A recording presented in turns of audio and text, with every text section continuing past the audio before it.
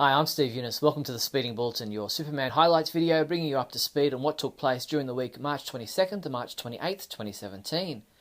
Some of the top news stories this week included: the official Justice League trailer is released, WaterTower Music released the soundtrack to the Flash Supergirl musical crossover, and big changes in Superman's reality took place in Action Comics 976. Let's check out these news stories and more in this week's Speeding Bulletin.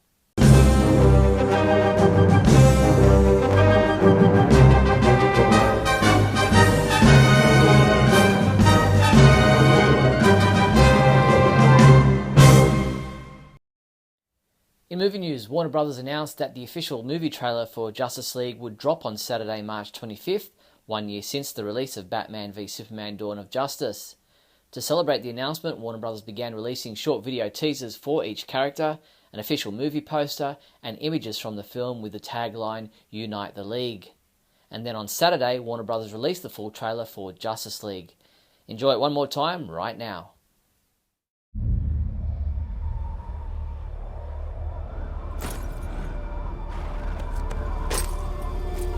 Yeah! We have to be ready. You, me, the others. There's an attack coming from far away. Not coming, Bruce. It's already here.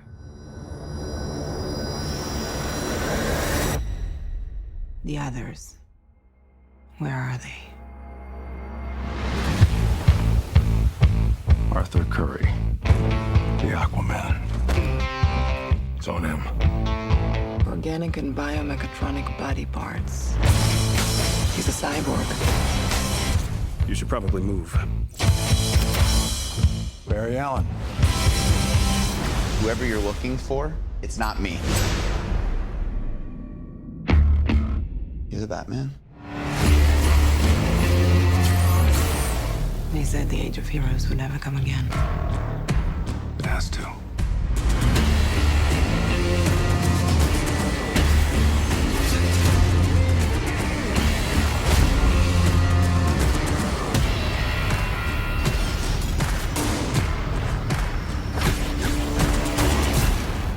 What are your superpowers again? I'm rich. One thing I can tell you is you got to be free.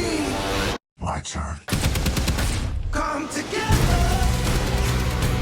Right now. Come together. Right now.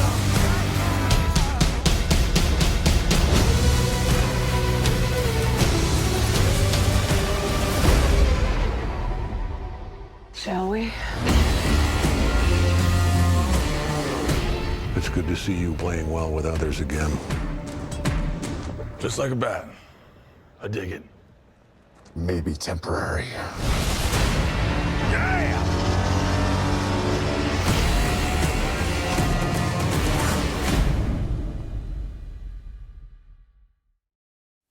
If you're interested in my thoughts on the trailer, check out my reaction video on our YouTube channel.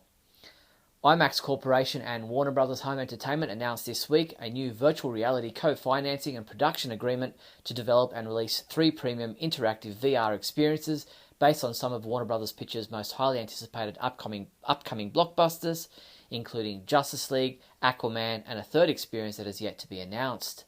The companies plan to launch one experience each year, beginning with Justice League VR in late 2017, with all to receive an exclusive window in IMAX VR centres before being made available to other VR platforms, including in-home and mobile offerings.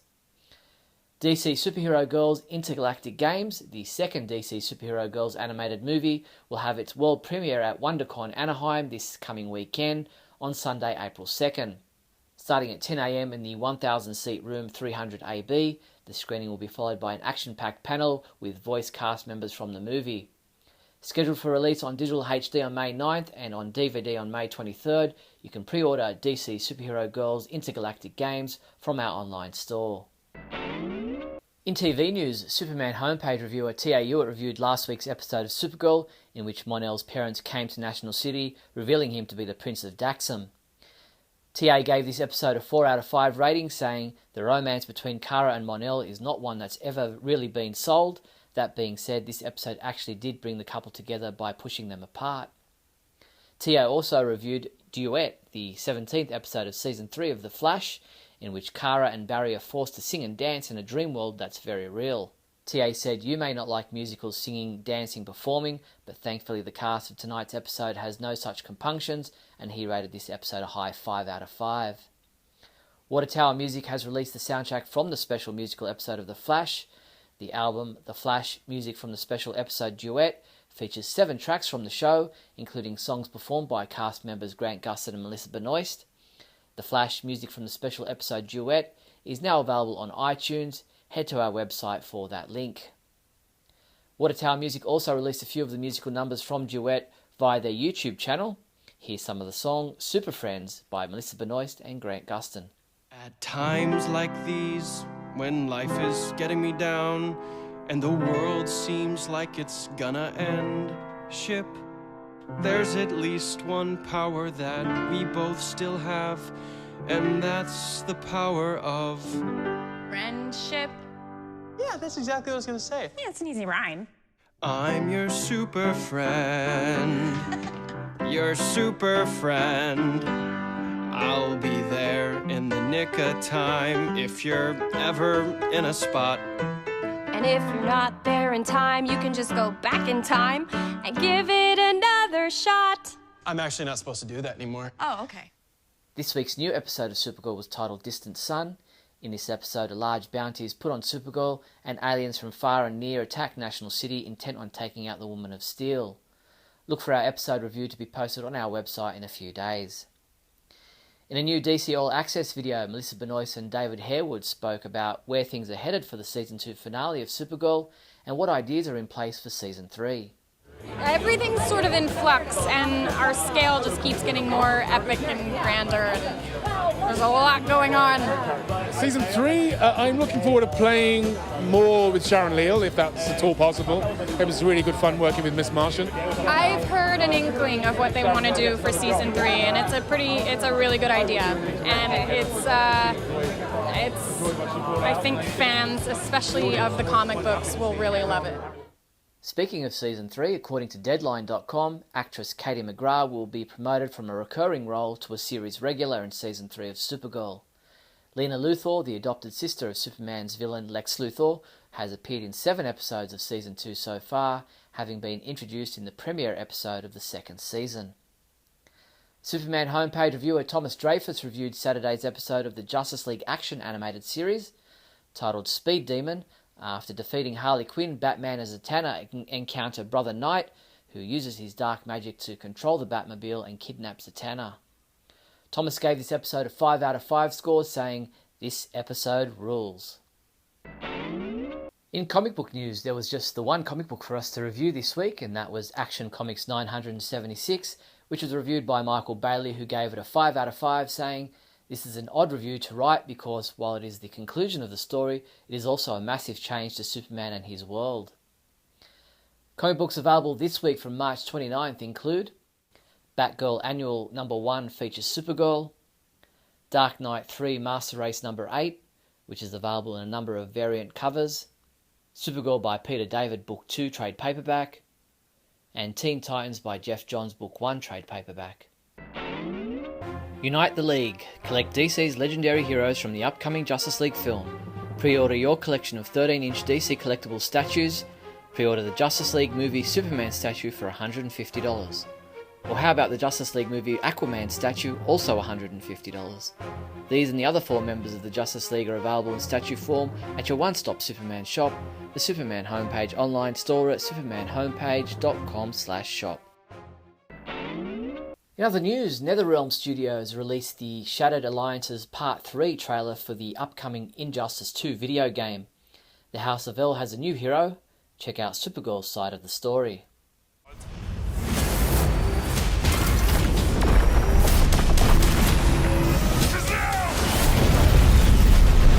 Kryptonians, don't surrender!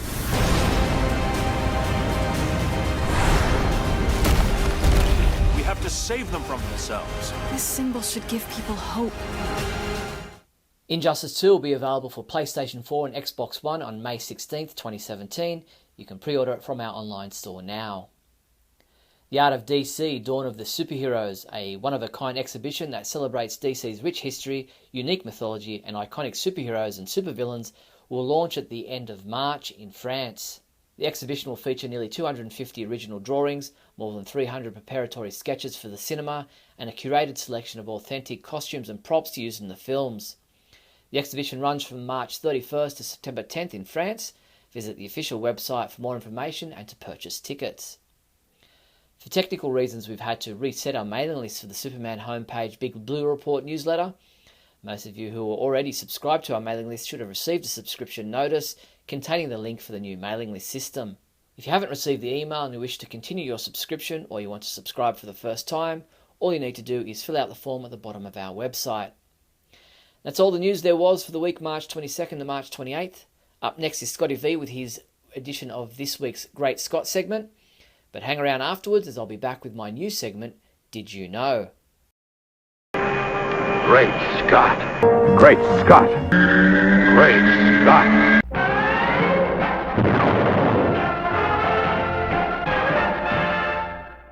Hello everyone, and welcome to another fabulous edition of Great Scott. I'm Scotty V. Thanks for watching. So, this week the big news is, of course, that we had a Justice League trailer release, and I'm sure everyone else has already talked about it, but since my show comes out late Tuesday night, I'm only talking about it now. And of course, my voice is the one that's of reason, so it's okay to wait for me. No Superman! This is a Superman show, and so we're going to talk about the reasons why he might not have been there. I don't think we need to freak out just yet. In this case, I think we got a really cool trailer, even though a lot of the Marvel people are out in force again. A lot of the same critics who don't seem to understand that there could be different takes on storytelling as far as superheroes are concerned are out saying bad things about the trailer. There are a lot of people who are excited about the trailer, and I'm one of them. If I wasn't a Superman fan or a comic book fan, but knew of the existence of the Justice League, as everybody on Earth does, and I saw this, I'd say, wow, this looks like really cool superhero action. They appear to be fighting some type of aliens. They're leaping off Batmobiles. They're flying through the air. They're stabbing them with tridents. There's Wonder Woman jumping into the mix. This is just all kinds of great stuff going on. Great use of the Speed Force for Barry, who is still the one bit of casting I'm not thrilled about, although I'm sure a skilled actor with a good story and a good script. Not that you ever expect a superhero movie to be the best of scripts, but it will be just fine, just as Amy Adams wouldn't have been my choice for Lois, Lawrence Fishburne wouldn't have been my choice for Perry White, but they both played the roles very well. They were written well for the point in the story that they needed to portray. But we saw a lot of great stuff from Cyborg, and of course Aquaman seems to be the guy who's poised to steal the show. He had the cool lines in the trailer. He had a lot of the cool action. Batman looked great swinging down through the parademons and fighting, even though, not that this is reality, it's a movie about superheroes, but a human dressed as a bat with no powers wouldn't be able to do any of that. We know that Batman does, and we know that oftentimes, now it's my turn, and he takes Cyborg out very easily with his I'm rich equipment.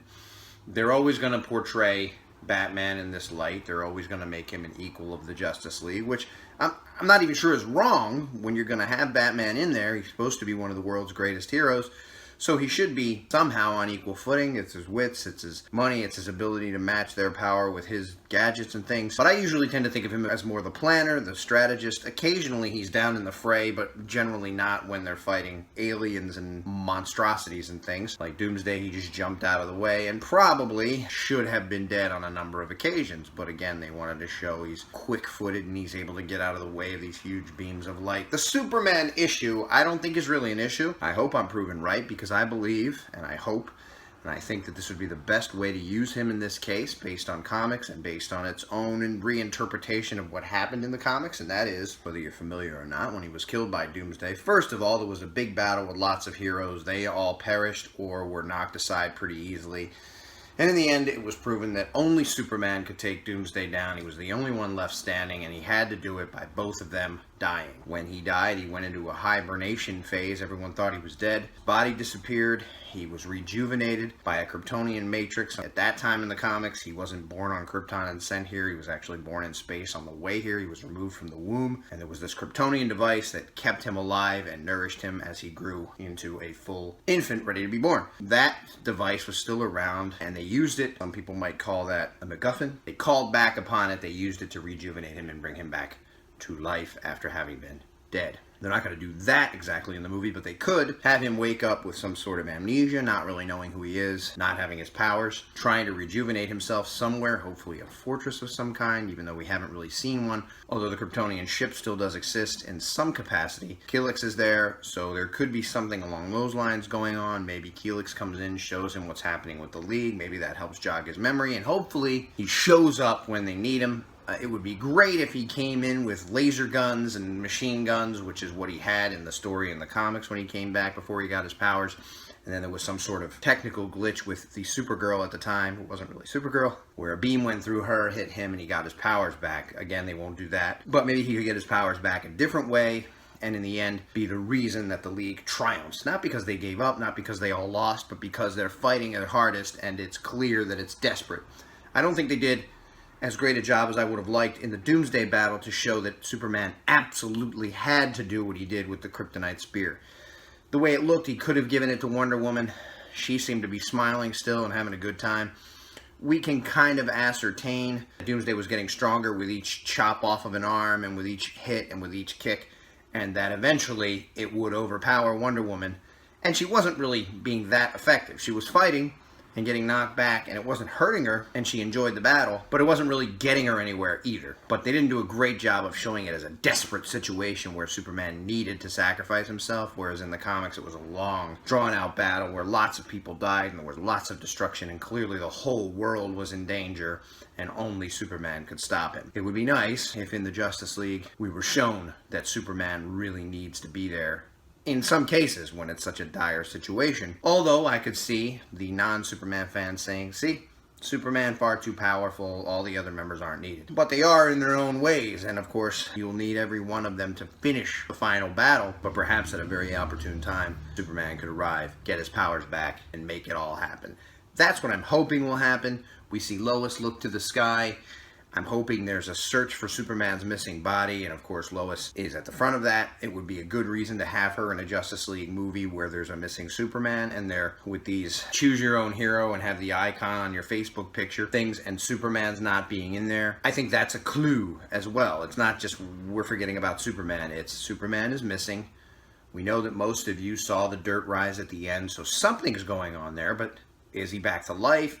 Was there a surge of energy? What does that exactly mean? Obviously, most people are going to assume that Superman's not going to be dead, but not everyone knows the story of the comic or how it went down. And these movies don't go, we know, they don't go to the letter by the comic, but they might take some of that inspiration and have him not be immediately Superman when he comes back out of there. And it could make sense that he may have gone through some sort of almost death or death and being rejuvenated and being brought back to life. It's probably still traumatic, even though the death didn't finish you off for good. So it's very possible that he could not know who he is, not know what happened to him, not know where he's been, and maybe not have all of his powers, or know that he has access to them. That could be a way to get around the beam that went through Supergirl in the comics to give him his powers back, where they're there, but maybe he just doesn't know they're there, or doesn't know how to use them, or doesn't realize he has them until he rejuvenates completely, learns from the computers at the ship or whatever, and then comes back and saves the day. There are generally 7 original members of the Justice League, so even with Superman missing, we're still at only 5, which means there's still one more. There's been a lot of talk of who it will be. Can it be Martian Manhunter? Will it be Green Lantern? And Superman, Henry Cavill, and Armie Hammer, who has been rumored to be playing a big role in the DC Universe, have been kind of tweeting back and forth over the months about Green Lantern. Henry Cavill saying things like, I need to bulk up in order to be bigger than now. There's been a statue spotted. I think this is far out, and I don't know that they would do this because it kind of takes away from both Green Lantern and Superman, and it also means that Green Lantern wouldn't show up till a late point in the movie, which is still possible. And it takes away from the origin of Green Lantern in that, in this theory, Superman would get the ring first. What if the aliens saw Superman, knew the sacrifice that he made, knew he had the willpower to be a Green Lantern, gave him the ring, and that's what gave him powers earlier on in the third act of the movie, which is when they say Superman will show up. And they give that to him, so he comes and he's able to help with the power of the Green Lantern ring, and then he somehow gets his powers back or remembers that he has them, and then the ring is bequeathed to Hal, who is really from Earth, whereas Superman is not, and the Green Lantern of Earth should be of Earth, which is a storyline that I have heard before. The reason why Superman, who is clearly the most moral and the most powerful, wasn't and hasn't been given the ring in the comics, because the Guardians of Oa have deemed it necessary to have the Green Lantern of Earth actually be an Earthling. But that's just a theory I had. Let me know what you think. Thanks everybody for watching, and remember, always look up in the sky.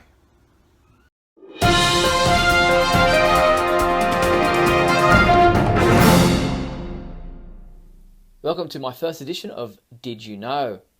Did you know that legendary artist Jose Luis Garcia Lopez, he celebrated his birthday this week. He was born on March 26, 1948, and for decades now his artwork has been used for merchandise and promotional images across the DC universe, especially for Superman.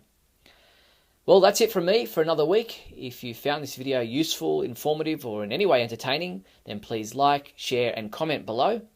To ensure you don't miss a single one of our videos, make sure you subscribe to our YouTube channel. And if you'd like to support what we do at the Superman homepage, then for as little as $3 you can become a sponsor or patron by heading to patreon.com/Superman homepage. And lastly, make sure you check out our weekly live Superman radio show, which is also available as a podcast. And that's it for now. I'm Steve Younis. See you next week.